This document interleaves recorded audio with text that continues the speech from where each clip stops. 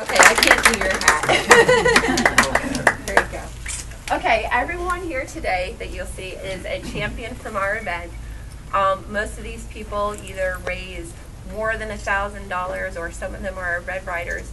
But I want to acknowledge them for coming out and riding in our event and being our heroes for the day and supporting us. So everyone, a round of applause to our champion riders.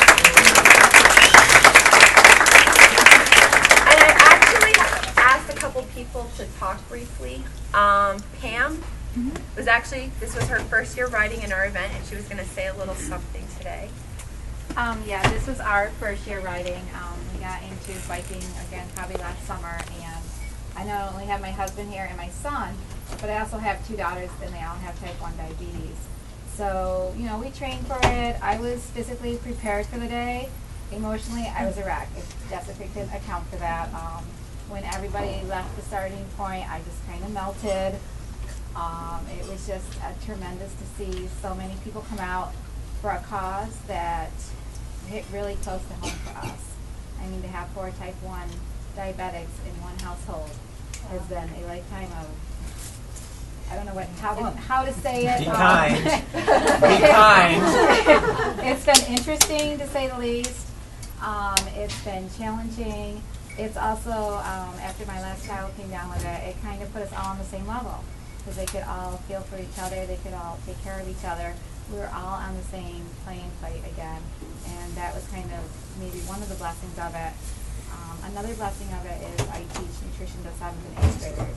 So I think my final outcome with 4 diabetics in one house was that nobody can take a vacation from their health. It's not just diabetics, but it's everybody. And I think maybe diabetics are just a representation of what everybody needs to do. We need to take care of ourselves. So to see that many people out there riding on a rainy, cold day was just overwhelming, to say the least. We'll be back next year. And I also wanted to invite briefly, this is Michelle and her daughter Stephanie. This was also their first time participating in our tour.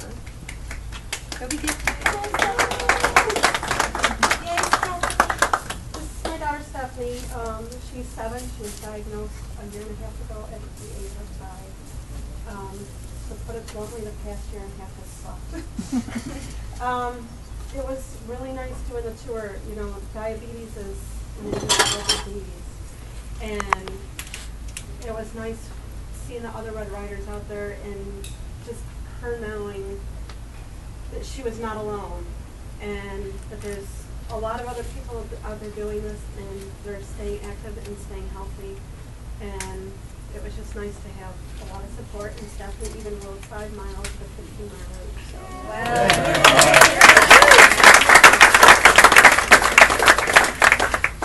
So.